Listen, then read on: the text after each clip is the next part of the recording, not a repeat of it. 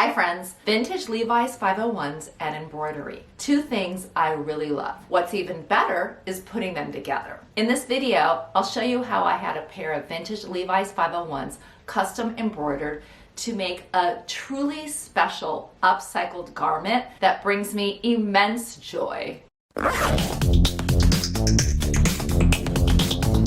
Welcome to the Dress Up Mom.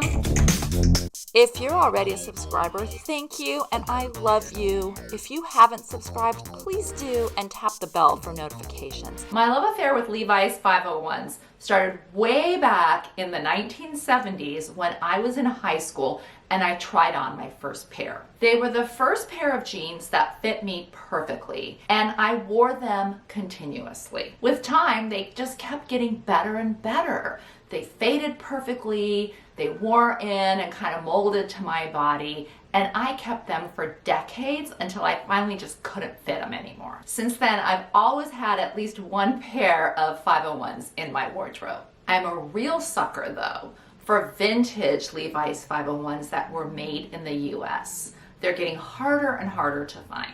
I did recently though find a great pair at Relove, one of my absolute favorite vintage stores. They fit me really well and the wash is a different color than any other jeans that I have right now. They were also a bit distressed, but they didn't have any holes in them, which is what I wanted. I felt like I had struck gold and I knew I would keep and wear these for a really long time. When I was a teenager, I had a friend who knew how to embroider and she just created the coolest pair of pants. I loved seeing that over time she kept adding things to her jeans that she would embroider that had meaning for her. These turned into this amazing wearable work of art. I always wanted a pair like this for myself, but I did not have the patience to learn how to embroider.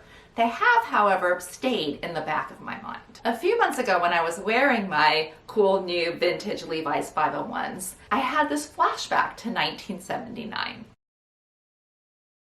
I became inspired, almost obsessed, to get them embroidered. I still don't know how to embroider, even though I think it would be fun to learn, but I knew I didn't have time for that. That meant that I needed to find someone to custom embroider these for me, and my quest began. Now, initially I kind of thought this would be easy. I was wrong. I started asking friends and some of my co-workers who I knew embroidered if they knew anyone or if they would be game to do it. Nobody volunteered. I asked people in the vintage and resale community if they knew anybody I could pay or hire to do this, and I came up short there too.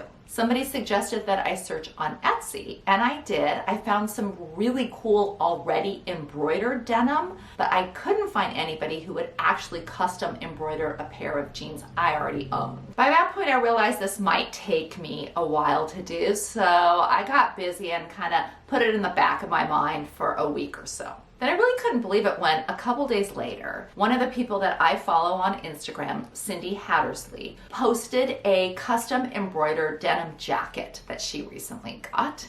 And she was raving about the person who embroidered it for her. I checked out the embroiderer's Instagram page and I instantly knew I had found my person. It goes to show that if you put something out there, put a little bit of effort behind it, and it's meant to be, it will happen. The law of attraction in action. I immediately contacted Meredith, aka Mermade Brooklyn, and she got back to me right away. We messaged over Instagram and I gave her an idea of what I was looking for. I went on Pinterest and sent examples of some embroidery I liked. I also showed her examples from her page that I really liked. We went back and forth a bit and decided to have a phone call to solidify a plan. She's so easy to talk to. I had really felt like I found a kindred spirit. And we had so much fun brainstorming the general direction and colors for my jeans. The goal was to have them be a little bit funky and whimsical. We also decided that they should be tasteful and not like super noticeable from far away, but as someone got closer, they could see just how awesome they were. Meredith asked me if I wanted her to sort of keep me posted and show me things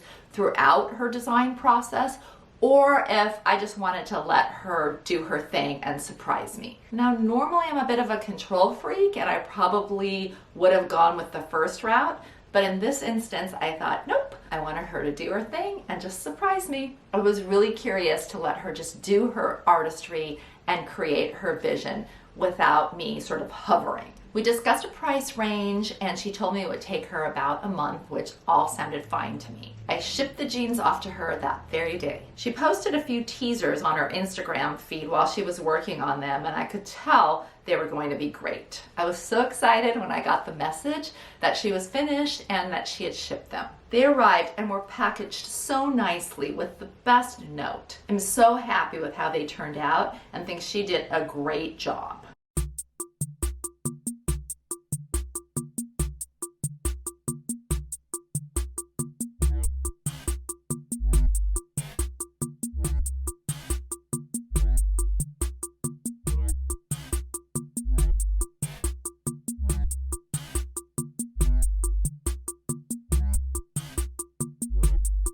They feel very me. I have so many things to wear with them. Let me just show you a few examples.